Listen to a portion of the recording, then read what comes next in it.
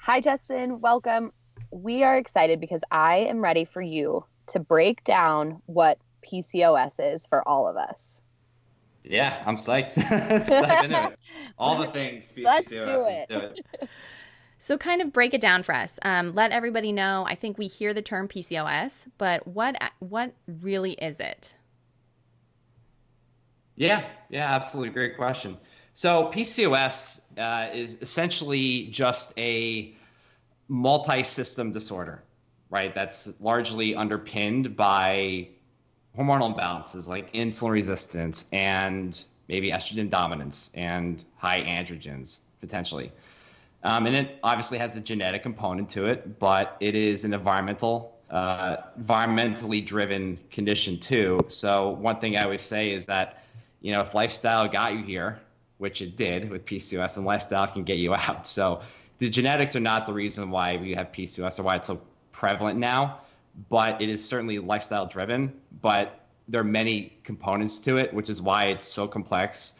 And there's a lot of it we don't know still in the literature, but we know enough to help women with it and reverse it and get them back to their old life and how they used to feel and look.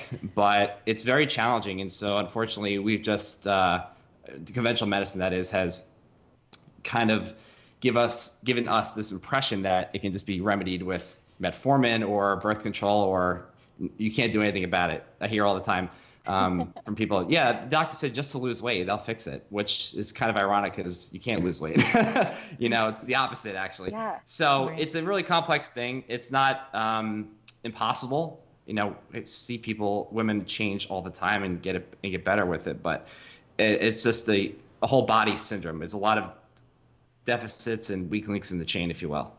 So I want to kind of bring it back. So I feel like in our age, Whitney and I are in 30s and trying to have kids and all of that stuff. And so a lot of times you hear, oh, I have PCOS. And people just kind of Mhm. throw that out there like, oh, yeah, my doctor said I had it. So for our listeners, how can you start to think about, do I have it? How should I present this to my doctor to start getting tested? What are some of those initial signs to say I may or may not have this? Right. So a good question for sure. And one of the telltale signs is actually whether or not you have any previous history of anovulation or illegal amenorrhea, irregular cycles. So it's challenging because a lot of women will say they're on birth control and then suddenly they get off of it and they have post-birth control syndrome, and that looks a lot like PCOS, which is, there's a difference. You can develop PCOS, but sometimes it's just a consequence of getting off the pill and then it goes away. So if you have irregular cycles before you were on birth control, that's probably a good clue that you had it brewing in your body for a while. But to really confirm it, you have to look at not only that, your menstrual history, but also the cysts is the thing now where everyone's talking about like, oh, my doctor said I have cysts, so I must have it or I don't have cysts, or therefore I don't have PCOS, which isn't really the issue. And you can have normal, looking ovaries and everything like that and still have PCOS. So it's confusing. So that's not really completely reliable. And so instead we want to look at, I would say in addition to that, looking at the menstrual cycle history issue, like we talked about, in high androgens, and seeing what your symptoms are. Symptoms are the most important thing, honestly. We get so hung up on labs, but we need to honor our body and listen to what it's saying to us. Because if you have symptoms of unexplained hair growth, hair loss, depression, forgetfulness, skin tags, infertility issues, of course, a weight gain, endless weight gain, no matter what you do, how much you exercise, and how little you eat. Yeah, it's all pretty good clue. You're probably flirting on the line, right? Yeah. Well, as somebody who has some of those, I definitely can say that, yeah, I mean, you never know. I should have known I didn't have periods my whole life pretty much. So for me right there, I think that was a sign. But what's sad is that so much of in your 20s and in your teens, you don't really think about how it's going to affect you in your 30s. So when you want to start having kids, right? You're just like, Yeah. oh, nice. You're I like, didn't I have don't a want to get pregnant. period. That's the only thing I think. I don't want to get pregnant right now in my 20s. Right. Right. Right. So it's hard to like jump on the bandwagon and like ask these questions just when you're younger and getting started. That's just from personal experience. But what is your kind of opinion on obviously birth control to help PCOS and then metformin? There's so many different options, I guess. And what to me, the healthcare industry seems to just push a couple different options. So for these girls that are just getting diagnosed and they're like, hey, we're just going to start you on birth control or metformin, whatever. Yeah. What's your opinion on that? Yeah, I mean, honestly, it's a double-edged sword. I mean, birth control really is. It's there's a lot of negative consequences with it with long-term use, but at the same time, it is really helpful in some instances, especially if you have like you have risk for endometrial hyperplasia or endometriosis or something like that. And I have women who are clients who have endometriosis with a comorbid with PCOS, and they have to be on it. Otherwise, they're going to be in a lot of pain, or it's going to turn into cancer maybe. So it's all about context. But yeah, in the preliminary stages, I guess, you want to be on hormonal birth control. That's okay, but realize that it's just a Band-Aid, and it might help you and curb symptoms. But to really get to the root of the issue, you have to do the other work alongside of it, and then eventually you can get off birth control. And that's been my experience. And same with metformin, by the way. Really, actually is really good and helpful, but guess what? Berberine is just as effective, and it has no side effects. So just a quick talk to us a little bit more about that. So what is that exactly? Because they put me on metformin for a while, but I did my own research, and like I had heard of this, but I actually didn't take it, and they ended up taking me off metformin anyways because I was hypoglycemic. Actually, it just was not right for me. So share a little bit about that. Yeah, berberine, it's just like a really good plant compound that's been shown to help with blood sugar dysregulation, insulin resistance. And that's really what it does. It helps you with controlling that from the liver standpoint in a way, and also with sensitivity. So that's a good thing, because insulin resistance is like it underpins the PCOS for most women, like upwards of 80%. So, and it's hard to know because testing is not very clear. We can't like do one test to figure that out.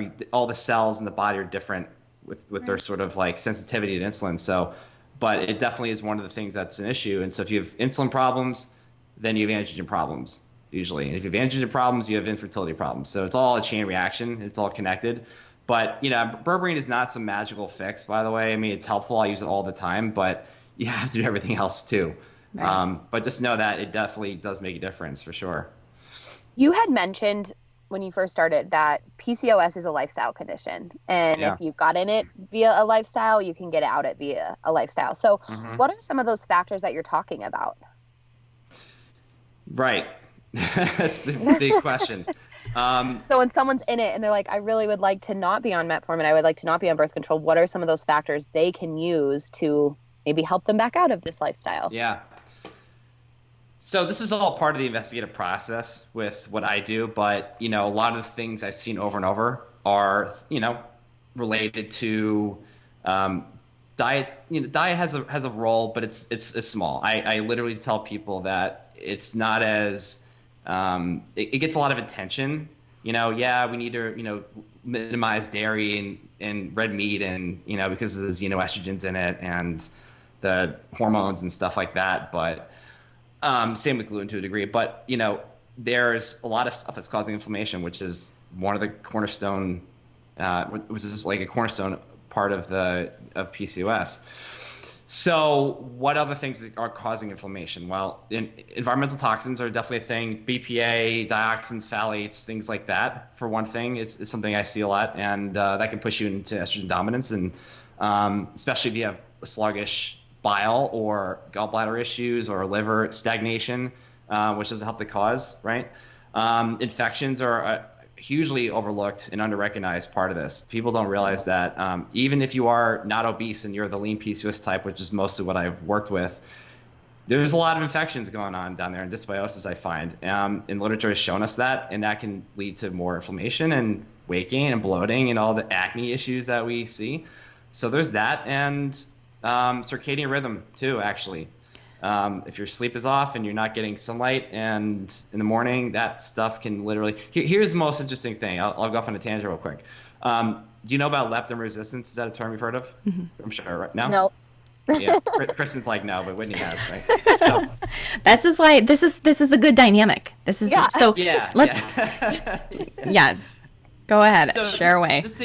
Just to keep it really brief, but leptin resistance is this condition, this issue where your brain can't get the signal that you're full, right?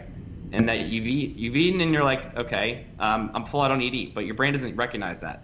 That really largely stems from insulin resistance, right?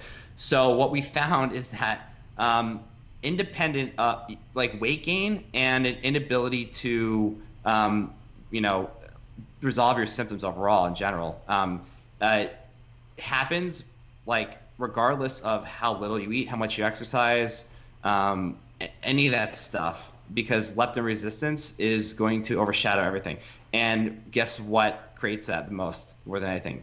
It's circadian rhythm imbalances. Really? Yeah. So it's a big deal. Yeah. So what I'm saying is like, yeah, getting sunlight is a big important thing. If you're a night shift worker, things like that, like that's a big issue, unfortunately, and it can be a huge impediment. So, things like that. And then gut health, like I said, and then stress and trauma. That's probably the most important thing in my book, because I've seen that probably like 90% of my clients with PCOS. So if you have unresolved, unreconciled trauma from past childhood issues or even adult stress and stuff, I literally tell everybody that stress is the Achilles heel of PCOS. You can take every supplement known to mankind about PCOS to help you with this. You can do a detox, work in your gut, exercise until you're blue in the face, and stress will overshadow and derail you, and you'll never get out of this because it's that powerful. So that's the most important thing in my book. Yeah. Well, I told you at the beginning, I think you in a way are like a industry disruptor in a really great way. And this is coming from someone who's going to be in that, a nurse practitioner, and I probably will be considered that myself. I don't walk the normal path, but hearing you talk about all these different, to me, it's like a holistic reason of why we're at this place. And you just shared like all those factors play in. But for some reason, my little comrades, doctors and NPs have a hard time, having people evaluate the whole picture. So thank you for doing this and just being you. Can I ask an opinion of you two? Pleasure, yeah.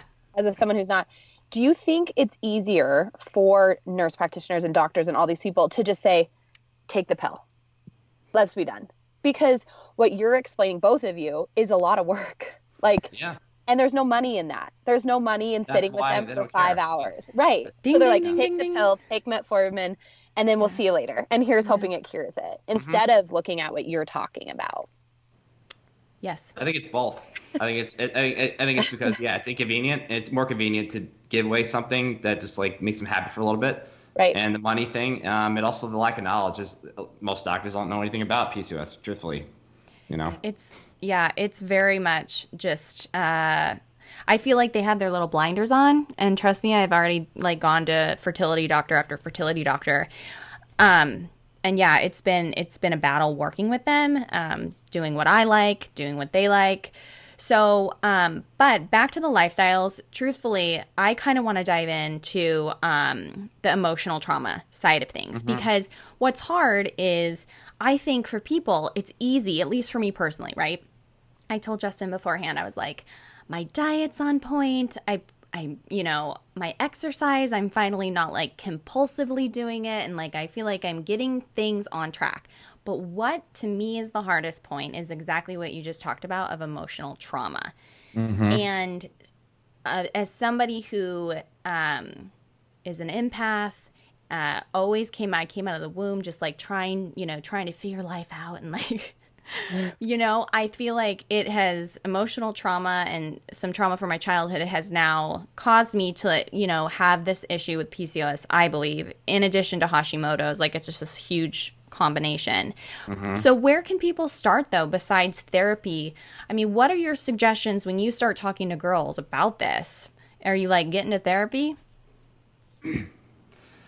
No, I mean, that's a large part of what no, Are you the therapist? people think that way, but I'm not. I can't say that, but I study psychotherapy and I've learned how to help women with trauma. And I had to do it for myself, my own issues, firstly. So I'm a wounded healer. I had to go through the fire myself, but that's what I do. And if people do their outside hypnotherapy and EMDR or whatever else they want to do, great. It complements the whole thing. But I know from experience that what I've done with women with these traumatic issues has worked. It's just my whole approach with it is helping people tap into the intuitive wisdom that they have and the self-healing energy that's inside all of us that we all possess, and we just don't know how to access it. So it's true. That's really what I'm doing. But the first thing with anybody is awareness. I mean, we have to be aware of what's going on and see the truth of what has happened and come to terms with it. Right. Come to terms with reality, right?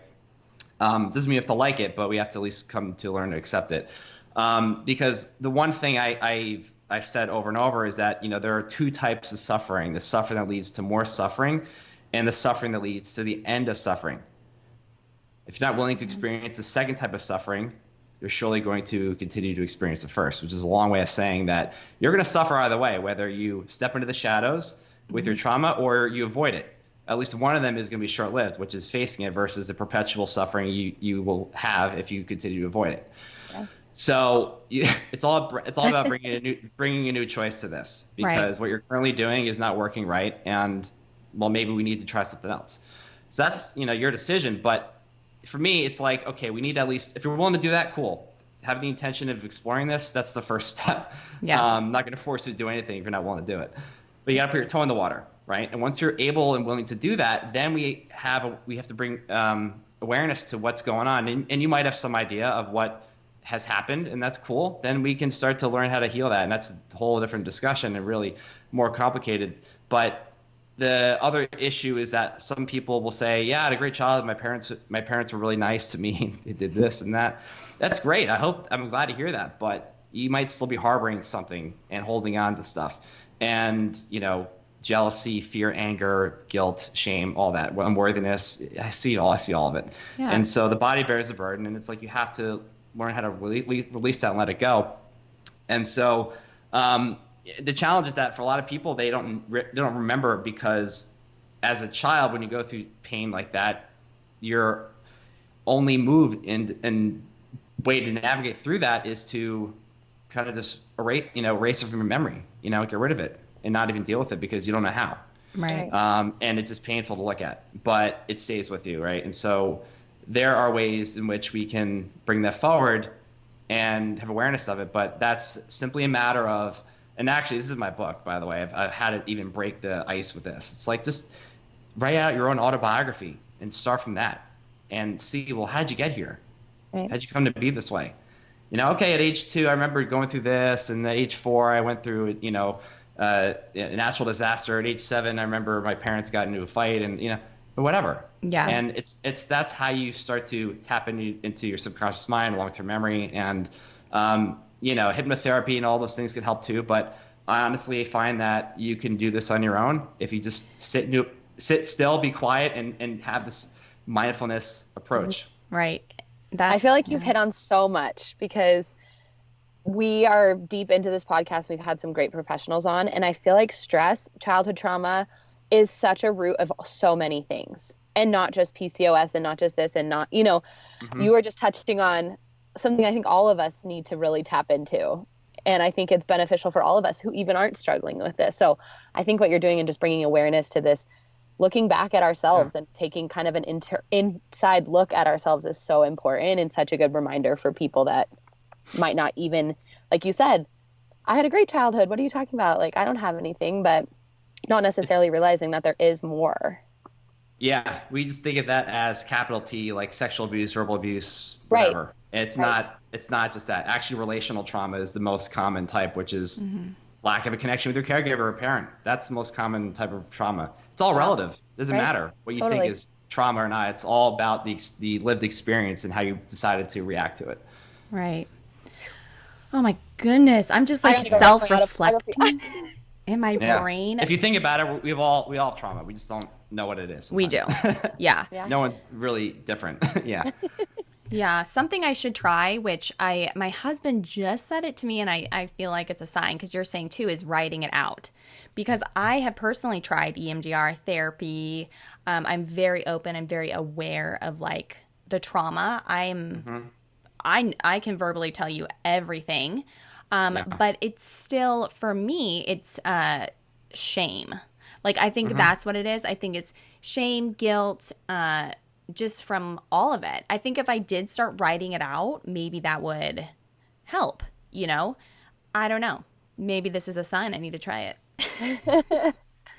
Journal it Maybe out. so, right? So Yeah, I it's very want helpful.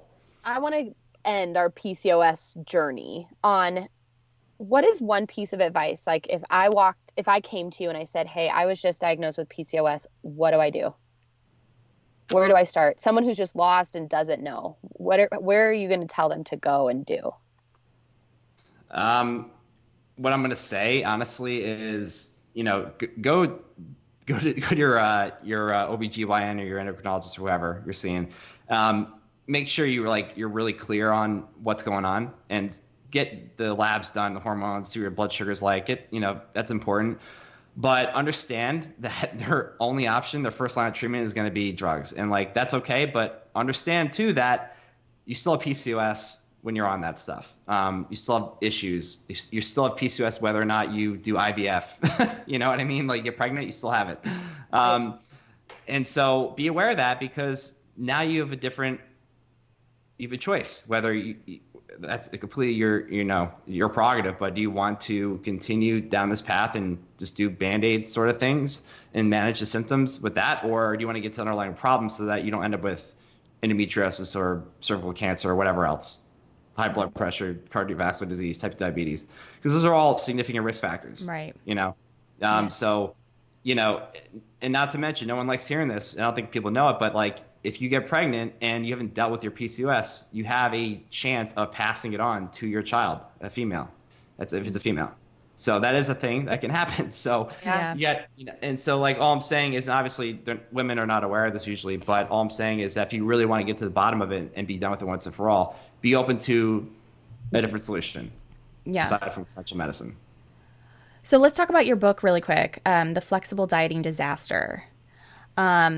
Share a little bit about what people can find in the book, and how, again, maybe they can't work with you, but how it could help them if, as again, another place to start for someone who just was diagnosed with PCOS. How can it help?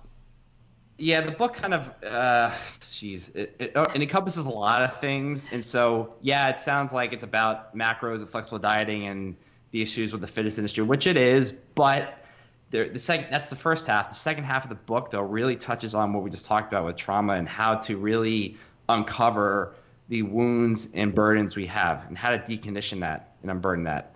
Because that's what I found to be the big thing that underlines PCOS and autoimmune disease and eating disorders. So this trauma stuff isn't specific to just what we're talking about today, but literally a lot of our modern health crises and issues. So it's an opportunity to explore your past and see if that's also contributing to why you're sick with anything you're dealing with. Because here's the thing: the symptoms provide the source of where the healing is. Think about that. Expand on that for people. Yeah. Yeah, I mean, the source of your pain and symptoms, because yes, we know that maybe your microbiome is messed up and your liver is stagnant and your lymphatic system's like this, and sure. But what I'm saying is that psychologically and mentally, there are things that you're holding on to, maybe emotional blocks and things you have not healed that are living in the body. And that's very true. It's neuroimmunology. It's not a made up thing and any of that stuff. So we have to realize that the mind and body are connected. They're not separate. Right. So the body doesn't forget what the mind does. So we can continue to write it off. But if it lives in us, it's going to show up and manifest in terms of symptoms.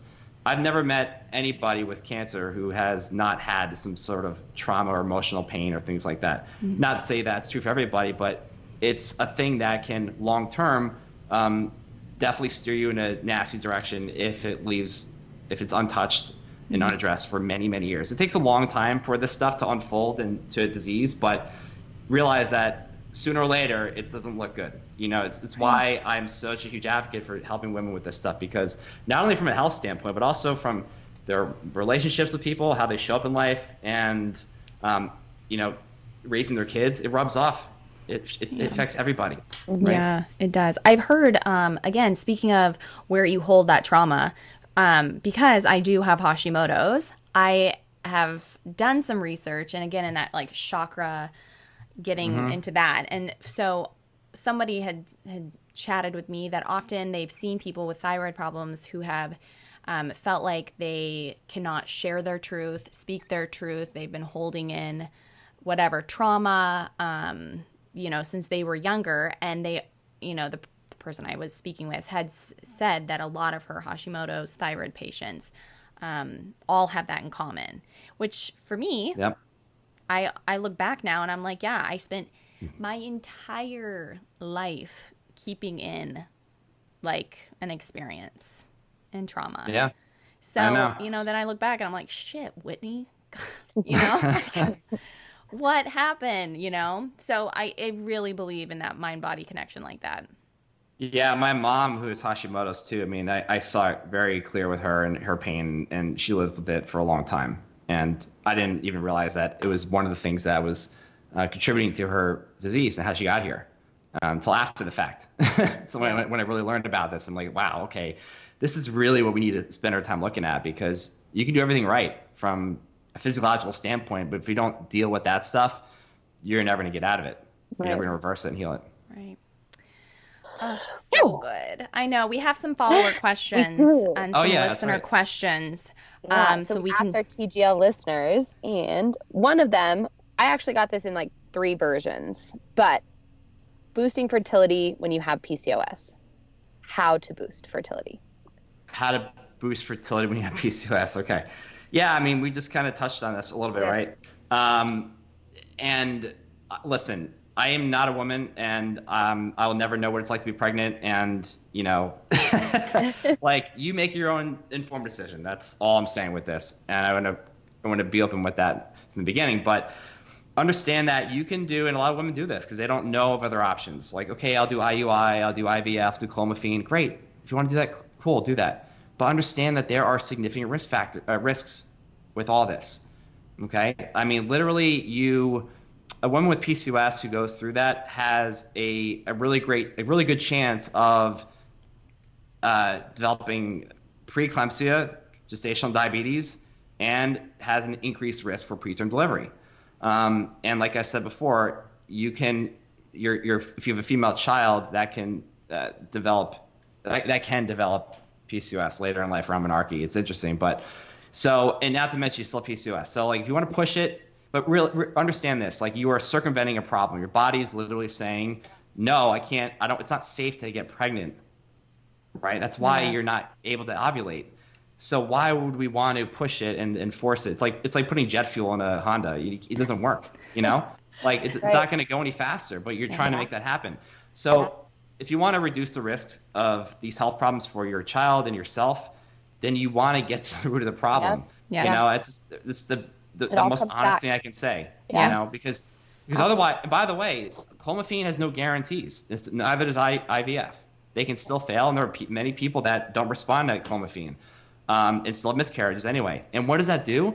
It creates more heartbreak, and it's because it's so devastating. And guess what? That emotional stress just feeds into the hormonal dysfunction, and then you're deeper in this PCOS hole. So it's one vicious cycle every time you go through this. That's what I'm actually most fearful of.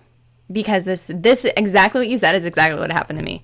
I went to fertility doctor. He put me on metformin. Husband came home from deployment, got pregnant, had a miscarriage. And it's like, and I'm going to try not to get emotional. But like, you know, you don't want to go through it again. But it's, you know, you sit here and you're like, again, I shared with you like a lot of what I've deep dove into your Instagram. And, like, a lot of what you speak on and do, and, like, I feel like I do, but they're just, like, a few missing pieces. And it's, like, just that is my biggest fear, because I'm supposed to go back. Like, I'm supposed to try Clomid coming up. And it's, like, you know, whatever. I shouldn't even be talking about it, so I don't cry on the podcast. Sorry, guys. We'll move on. Okay. Another question. What type of supplements would you recommend to all your PCOS patients? I know it varies per person, I'm sure. But if there's a few. Right. There are a couple staples that I will use because we just have to across the board. Berberine is going to be one, like I said. Vitamin D, especially, you want to check your levels. They should be above 50, but if you're, especially if you live in like high altitudes and things like that, you're not getting sunlight. I mean, that's definitely important. But there are definitely like SNPs or genetic, polymorphisms, if you will, with vitamin D with women who have PCOS. So, which means that you might have a hard time absorbing vitamin D through food and stuff like that, or getting it through so a supplementation with vitamin D would be really important. Probiotic is a no-brainer in my mind, right?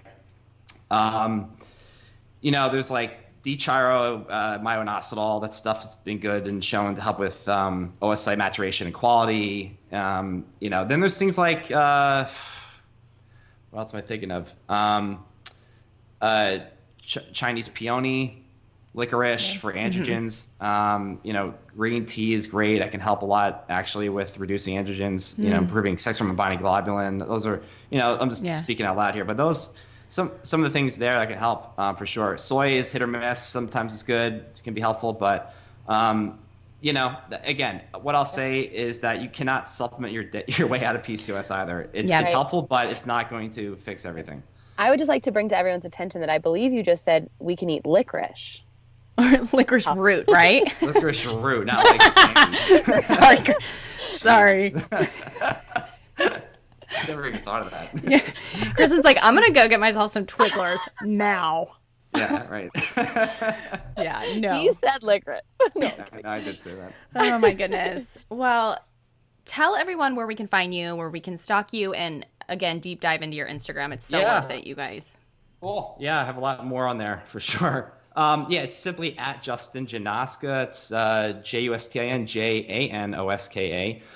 And the website actually has a lot of videos and trainings and stuff I've done on PCOS too. The Autoimmunerevolution.com, because that's what I do most of the time too. And I actually do have a free Facebook group that has even more trainings and stuff about PCOS, and it's simply it's called PCOS Powerhouse. Find it in the search box. I'm sure you can find it. Yeah. Will do. And we'll link to all of this on our website so our listeners can stalk you, and we'll have your book and all of that cool stuff. So thank you for being such a breath of fresh air in this. You know what we didn't do? Our best friend question. Oh, yeah, that's right. Gosh. Oh my gosh, guys. We were just... So we always ask, what is the best piece of advice you've ever received from your best friend? Yeah, there are a couple things. I think it's take the high road with kindness and generosity. I love that. Yeah, I mean, that's one of the things that sticks with me a lot. And one of my mentors actually who's a doctor who said that to me. And so, because we could all be more kind and generous in the world, I think. Definitely. Yeah. And when you're talking about sensitive topics too, I'm sure you come across people who cannot be so kind, and maybe even some doctors and nurse practitioners. Oh, so sad. And it's a real test. It's a real test for me, right? Yeah. I know. And people who just need a little more kindness as they tell you things that they're dealing with and going through. Yeah. I love it. Well, you have been just like a fresh breath of air for me and taught us so much. So thank you for joining us today. And my pleasure. Thank you guys for having me.